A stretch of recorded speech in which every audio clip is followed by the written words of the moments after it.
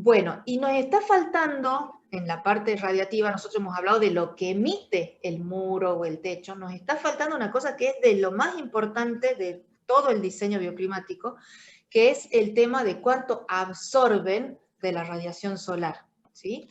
Un muro, un techo, y vamos a ver después cuánto transmiten las ventanas. O sea, ahora lo que vamos a mirar no es la emisión de onda larga, sino cuánto de la luz que proviene del sol, o de la energía, mejor dicho, que proviene del sol, que le llamamos de onda corta, es lo que se absorbe en el muro y es lo que lo calienta, lo que produce la conducción, lo que produce la convección, etc. Entonces, a mí me gusta mostrar este experimento que se hizo hace unos años en el INTI, en Buenos Aires, porque me parece que es de lo más explicativo que hay para entender qué es lo que pasa con la absorción de radiación. Entonces, ¿qué hicieron ellos? Fíjense, esto es un muro de prueba, que está hecho de hormigón, ¿sí? Y lo que se hizo fue pintar rectángulos con distintos colores y colocar en el centro medidores de temperatura para ver, fíjense que estos, digamos, todos estos rectángulos están sometidos a las mismas condiciones ambientales, incide la misma cantidad de radiación, la velocidad de viento es la misma, etc. ¿Sí? La temperatura del aire. Entonces, ¿cómo se comportan cada uno de estos colores frente a la radiación? Este circulito que ustedes ven acá, seguramente ya lo han visto o lo habrán trabajado, es un medidor de radiación solar, que está puesto de forma tal que está midiendo la radiación que incide sobre el plano vertical, ¿sí? Entonces, tenemos distintos colores acá que se utilizan normalmente, desde los más claritos o blancos hasta los más oscuros, como el negro, el marrón o el verde, ¿sí? Y para cada color, en esta tabla de la derecha, tenemos cuál es la absortancia solar, que se mide que se denota con la letra alfa, y que lo que mide es del 100% de radiación solar que le llega, qué porcentaje absorbe, ¿sí? Entonces, por ejemplo, el color blanco absorbe de la radiación solar 0,128, sería el 12,8% de lo que le llega de la radiación, lo absorbe este color. A medida que vamos avanzando al crema, al gris claro, al amarillo, al rojo, al azul y hasta el negro, los colores más oscuros están aquí abajo. Por ejemplo, el negro ébano, que está acá, absorbe un 95,5% de la radiación solar que incide, ¿sí? Entonces, por ejemplo, ustedes ya en Energía Solar 1 han visto cómo calcular la radiación solar que incide en planos con distintas orientaciones. Supongamos que esto sea un plano norte en invierno y que esté recibiendo 1000 vatios. ¿Qué significa esta tablita que está acá? Que de esos 1000 vatios, 955 va a absorber el color negro. Mientras que de esos 1000 vatios, el color blanco va a absorber 128, nada más. Entonces, ¿qué esperaríamos que suceda con las temperaturas de cada uno de los rectángulos? Y como el color negro absorbe más cantidad de radiación, esperaríamos que el negro tenga mayor temperatura que el color blanco, ¿sí? ¿Se entiende esto que estoy explicando? Si no se entiende, me paran y lo explicamos de nuevo, ¿sí? Se entiende, profe. ¿Sí? Entendí bien, Bárbara. Bueno, buenísimo. Entonces, yo hablé del color blanco y del negro, pero fíjese que hay un montón de otros colores que son bien interesantes de analizar acá. Por ejemplo, el amarillo tiene una absorción de 0,36, ¿sí? El gris mediano tiene un 0,57, ya es un poco más. Fíjense el color rojo o los bordeaux que se usan bastante en los edificios. Los rojos 0,69, casi un 70% de lo que incide se absorbe cuando uno pinta un muro de rojo, un techo de rojo, imagínense. Acá tenemos el verde, 0,86%, y el azul, 0,72%, ¿sí? Entonces, fíjense que no es trivial elegir el color con el que uno pinta las superficies exteriores de los muros y de los techos. No es lo mismo un techo de chapa de color negro que un techo de chapa de color blanco, ¿sí? La cantidad de calor que absorbe una chapa negra es muy superior a la que absorbería una blanca. Entonces, la cantidad de aislación térmica que yo tengo que poner si pongo una superficie negra va a tener que ser bastante más grande que si la superficie fuera blanca, por ejemplo, ¿sí? Porque tengo que contrarrestar todo el calor que está absorbiendo la superficie negra. Bueno, entonces pasemos a ver los resultados que obtuvieron ahora de los sensores de temperatura. Aquí están puestos con puntitos los distintos colores, ¿sí? Con que se pintó cada uno y qué temperatura alcanzó cada uno de los rectángulos. Los que tienen temperaturas más bajas, como era de esperar por la absortancia solar, son los colores claros. Por ejemplo, en este muro pintado de blanco, 32 grados alcanzó el rectángulo blanco. Los amarillos más cerca de 38, los grises 41, los rojos 43 y, por supuesto, el más caliente de todos, el negro oscuro que alcanzó los 50 grados. Entonces, fíjense ustedes la diferencia entre pintar una pared de color crema, que vamos a saber que su temperatura va a ser más o menos de 32 grados, a pintarla de color negro, que la temperatura va a ser aproximadamente de 50 grados, ¿sí?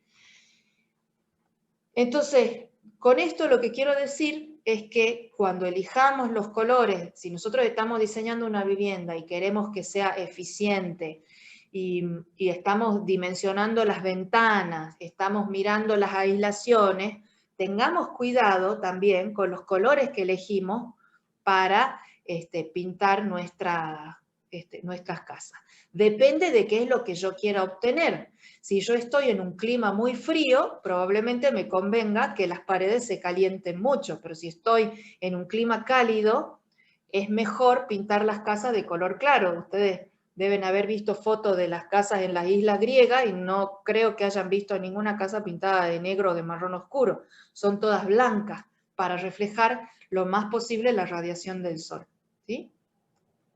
Bueno, y en cuanto a los colores, acá les traje dos imágenes tomadas con cámaras termográficas para que ustedes vean. En esta de arriba tenemos un techo pintado, está todo oscuro porque tiene, digamos, una cubierta de protección para la lluvia oscura, y al lado tiene un techo verde, ¿no? Entonces, cuando uno toma una imagen termográfica, que lo que hace es transformar esta imagen visible en temperaturas, lo que se ve es que lo que está pintado de color oscuro, fíjense ustedes, tiene una temperatura mucho más alta que todo lo que tiene cubierta vegetal, ¿sí? Por eso es que se está utilizando ahora la cubierta vegetal como una manera de reducir las temperaturas, no solo del edificio, o sea, del ambiente que está por debajo de este techo, sino también del entorno urbano, porque al tener temperaturas más frescas en los techos, el mismo aire no se calienta tanto como en esta zona del edificio, ¿sí? Entonces eso es lo que le llaman las ciudades verdes y toda esta cuestión de cómo manejar el microclima urbano. En la imagen de abajo tenemos un muro que es de ladrillo macizo, que se pintó un rectángulo de blanco, probablemente ahí había una propaganda o alguna cosa así, pero se le tomó una imagen termográfica para ver qué es lo que sucede con el color teja, que tiene una absortancia más o menos de 0.7, versus el color blanco, que habíamos dicho que era 0.128, o sea, casi 0.3. Y fíjense lo que aparece en la imagen, nuevamente, la parte pintada de blanco tiene menor temperatura, por eso está en violeta, que la parte que no está pintada, ¿sí? Entonces, los colores son algo que es realmente muy importante. Hoy por hoy, yo no tengo mucho tiempo para hablar de esto, pero hay pinturas que se llaman pinturas selectivas, que son pinturas especiales o pinturas frías, que lo que hacen es reflejar la radiación del sol con mucho más eficiencia, incluso que una pintura blanca, porque se le agregan aditivos, como son aditivos metálicos, que lo que hacen es reflejar la luz y además bajar la emitancia de estas pinturas, la emitancia de estas pinturas es del 0.8 más o menos, bajársela al nivel de como si fuera un metal, un mal metal, por ejemplo, a 0.10 o 0.15. Entonces, ¿qué produce eso? Que se refleje mucho sol y además que el techo sea digamos, tenga una baja emitancia, ¿sí? Esas son pinturas especiales para aplicaciones especiales. Bueno, y ahí hemos hablado de los materiales opacos, ahora vamos a hablar de los materiales transparentes. Entonces, cuando ustedes, esto que está en rojo acá es el vidrio de una casa, ¿sí? Entonces, ¿qué pasa cuando incide la radiación solar en el vidrio? Hay una partecita, media pequeña, 10, 12%, que se refleja hacia el exterior, ¿sí? Pero todo el resto o se transmite hacia adentro o se absorbe en el mismo vidrio, ¿sí? Lo que se absorbe, lo que produce es que el vidrio se caliente, y como el vidrio se calienta, va a emitir radiación infrarroja hacia los dos laterales, digamos, hacia adentro y hacia afuera. Y lo que a nosotros nos interesa principalmente es lo que se transmite hacia adentro, ¿sí? ¿Por qué nos interesa esto? Porque esto es lo que va a calentar definitivamente el interior del edificio, ¿sí? Entonces, de acuerdo al tipo de vidrio que yo tenga, si es un vidrio simple, un vidrio doble o DBH, si es un vidrio coloreado o tintado, ¿sí? O es un vidrio especial contra algún tratamiento especial, la cantidad de radiación que se transmite hacia el interior va a ser diferente. Entonces, ¿qué porcentaje creen ustedes que se transmite para un vidrio común hacia adentro de la vivienda? ¿Un 70%, un 50%, un 80%? Bueno, aquí están puestos los valores para un vidrio claro de 4 milímetros, más o menos para darse una idea. Entonces, del 100% que me llega de la radiación solar, aproximadamente un 78% se transmite hacia el interior, ¿sí? Si es invierno, esto nos viene bárbaro, porque es energía que yo voy a acumular en los interiores y que va a calentar el ambiente. Pero si es verano, este porcentaje lo tendría que tratar de reducir al máximo, por eso es que se utilizan los elementos de sombreado. Imagínense que de, no sé, 800 vatios que incidan por acá, el 78% que estoy metiendo en verano hacia adentro de mi vivienda, es mucha ganancia que después la voy a tener que extraer con el aire acondicionado, ¿sí? Entonces está bueno saber que los vidrios y todo lo que es vidriado en verano vamos a tener que tener mucho cuidado para no producir sobrecalentamientos interiores. Bueno, esta imagen se las dejo yo por si la necesitan para el práctico y para que ustedes la tengan por si alguna vez la necesitan. Está calculado para un vidrio vertical en distintas orientaciones, norte, sur, este y oeste, para el mes de junio, cuánta radiación solar es transmitida por el vidriado para las ciudades altas, ¿sí? O sea, si ustedes tuvieran otra localidad, van a tener que hacer el cálculo ustedes con los programas que les enseñaron en el curso, como por ejemplo con Geosol, calcular primero la radiación, y después, como les va a enseñar Marcos ahora en la parte práctica, van a poder ver, van a poder hacer los cálculos de cuánto se transmite, ¿sí? Van a poder fijarse, digamos, cuáles son las transferencias de acuerdo a los meses del año, porque no es lo mismo en invierno que en verano. Yo se los dejo de manera orientativa. Por ejemplo, una ventana de vidrio simple al norte en Salta, estos 123 que están acá, son 123 kilovatios hora por metro cuadrado que colecta en junio. Y esto que está entre paréntesis en azul es si fuera un DBH, un doble vidriado hermético. Bueno, y entonces, ¿cómo hacemos para regular la cantidad de sol que me entra a través de los vidriados? Sobre todo cuando uno trabaja con edificios grandes que suelen tener muchos vidriados, por ejemplo este que está acá, hay muchas maneras de seguir usando vidrio sin usar protección y que el vidrio sea el que me controle la radiación. Por ejemplo, una es utilizar estas láminas adhesivas, que están, acá está puesto, digamos, que lo que hace es difuminar o poner en color una parte del vidrio de forma tal que la radiación se refleje en la parte de arriba y de abajo, y entonces que esa transmitancia que habíamos hablado del 78% se reduzca, por ejemplo, al 50% o al 40%, ¿sí? Entonces, no es toda la radiación que incide en el vidrio o un buen porcentaje lo que pasa, sino que yo lo puedo ir regulando de acuerdo al serigrafiado que le ponga o a la lámina adhesiva que le ponga acá, ¿sí? Hay, por supuesto, muchos vidrios especiales que hoy por hoy sí se consiguen en la Argentina, que lo que hacen es reflejar, por ejemplo, este que está acá es un vidrio que tiene la propiedad de que refleja el calor que proviene del exterior, porque tiene, digamos, un tratamiento especial, y entonces son buenos para los climas de verano, ¿sí? En donde yo no quiero que entre el calor proveniente de afuera, sino tratar de reducirlo al máximo posible. Entonces acá hay algunas fotos y acá hay un enlace para que ustedes vean los distintos tipos de vidrios con los que se puede utilizar. Después, si alguno tiene duda, me puede consultar. Este es un tema bastante, digamos, interesante y que tiene muchas posibilidades para los arquitectos, el tema de usar los vidriados, pero hay que saber bien cuáles son los coeficientes y las tablas que se van manejando de acuerdo a los distintos productores o las distintas empresas de vidrio. Y les quería... Sí, sí, escucho. Sobre el tema del vidrio simple o doble al norte. Sí. Obviamente el vidrio simple tiene mejor ganancia solar, digamos, Sí. podemos conectar mayor energía solar, Sí. pero a su vez implicaría que en la noche las pérdidas serían mayores también, digamos. Que la del vidrio doble, exactamente. Entonces vos ahí tenés... Sí. Digamos, ¿qué se recomienda como balance?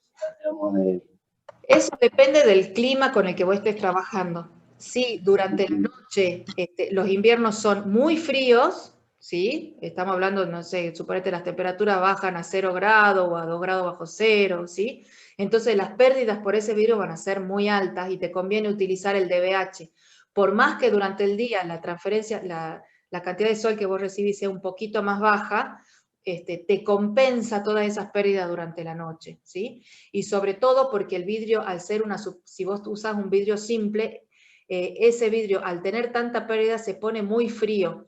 Entonces lo que produce es que la humedad que vos tenés del ambiente interior se condense en esa superficie fría y forme gotitas de agua que se terminan chorreando por las paredes, ¿sí? Entonces, en el caso del DBH, lo que pasa es que esa baja temperatura ocurre, pero ocurre en la superficie del vidrio, en el vidriado que está más hacia afuera, entonces vos no lo percibís dentro de la casa y no tenés esa fuente de humedad adicional, ¿sí? Entonces, los DBH, por supuesto, que son mucho mejor que los vidrios simples, por eso, porque tienen propiedades aislantes mucho mejores, sobre todo, por ejemplo, en el caso de los veranos también, si vos ponés DBH es mucho mejor que si pones un vidrio simple, porque vos al prender un aire acondicionado, el fresco o el aire fresco que vos tenés adentro no se te escapa por el vidriado simple, entonces el DBH te funciona de barrera, ¿sí? Entonces, por más que sí, disminuye un poco en el invierno la ganancia de calor, te conviene siempre utilizar el DBH. Y hay lugares en donde se usa, que son muy fríos, que se usa hasta triple vidriado hermético, ¿no? Y después dentro de los DBH tenés un montón de variedades de vidrio, desde los que no tienen nada o tienen vacío entre los dos, hasta los que tienen gases especiales que bajan incluso más la conductividad, ¿no? Tenés, digamos, una variedad importante. Así que yo te recomendaría, en general, si podés utilizar DBH, aunque sea más caro, es mejor que utilizar el vidrio simple. Perfecto, gracias. Bueno, y les quería mostrar, yo les voy a...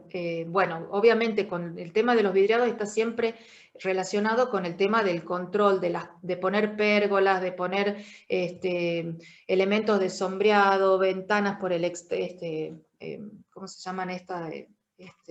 Postigones o lo que sea, que me sombre el vidrio, y siempre es mejor del lado exterior que del lado interior, ¿sí? Porque cuando yo pongo del lado interior, por ejemplo, si lo que quiero es evitar que se me sobrecaliente, del lado interior, como ya atravesó la radiación solar, el vidrio ya está del lado de adentro de la vivienda, entonces siempre es mejor detener, digamos, la radiación solar del lado de afuera, con elementos de sombreado, con lo que sea. Bueno, y brevemente yo les voy a mostrar otros elementos de control solar, y al final, ahora en 5 minutitos, me gustaría explicarle un poco cómo se trabajó con este edificio que está acá, que es el edificio Palermo de oficinas, que tiene vidrio, y lo tomo porque sé que a muchos les interesa, digamos, el tema de los vidriados, sobre todo los que hacen, los que se dedican a la arquitectura, entonces me gustaría discutirlo un poquito más al diseño ese. Pero antes de eso les quería mostrar algunos otros elementos que son muy interesantes para el control de la radiación que ingresa a los edificios, como por ejemplo las dobles fachadas verdes, ¿sí? Estas fotos que están acá son de un edificio que está construido en Santiago de Chile, se llama el edificio Consorcio. Si ustedes entran a internet van a ver todos los trabajos publicados que hay sobre los consumos energéticos, sobre las medidas que se hicieron, pero es sumamente interesante porque es una doble fachada, o sea, está la fachada del edificio y por delante tiene puesto una malla, una red en donde crecen las plantas. En esta imagen del centro se ve un poco el vidriado del edificio, ¿sí? Estas son las ventanas, y tiene como un pasillo en cada uno de cada cierta cantidad de pisos para hacer el mantenimiento de las plantas, regarlas, etcétera, ¿sí? Entonces, esta doble fachada verde tiene la ventaja, respecto de si yo pusiera, por ejemplo, una enredadera, que no está pegada a la envolvente del edificio, entonces no le produce ningún tipo de daño. Como por ejemplo, si ustedes ponen una enredadera sobre un muro, las mismas raíces pueden terminar resquebrajando el muro. En cambio, cuando uno lo separa, tiene la ventaja de que no se producen estas cuestiones. ¿Sí? Entonces acá a la derecha hay una foto desde uno de los departamentos de cómo se ve hacia afuera. Obviamente esta es en otoño, en invierno el edificio pierde, las plantas pierden un buen porcentaje de sus hojas, entonces ingresa la radiación solar dentro de los espacios, mientras que en verano hay un sombreado que es bien interesante. Fíjense qué denso que son las plantas, ¿sí? Al que le interese, después hay varios videos, digamos, de tesis que hicieron algunos alumnos con nosotros de este tema de las dobles fachadas verdes. Es un tema que está muy de moda, es muy interesante. Dentro de lo que es el enverdecimiento urbano y el control de la radiación, perdón, están también estos que son los jardines verticales, ¿sí? Acá ya directamente está pegada la planta en la envolvente. Y se pueden hacer cosas muy bonitas como estas que están aquí, o también los techos verdes, que ya habíamos hablado anteriormente, que están muy de moda, pero obviamente tienen que estar bien diseñados para que no tengan pérdidas y todas estas cuestiones. Los techos verdes principalmente tienen beneficios a nivel urbano y afectan al último piso de los edificios, ¿sí? Por ejemplo, el piso que supongamos que este edificio tenga 1, 2, 3, 4 pisos, el cuarto piso se ve beneficiado por el techo verde, pero el tercer piso ya muchísimo menos, ¿sí? O sea, no es que a todo el edificio beneficia, sino al que está al último, pero sí es verdad que beneficia a nivel urbano, digamos, para bajar la temperatura de los entornos urbanos.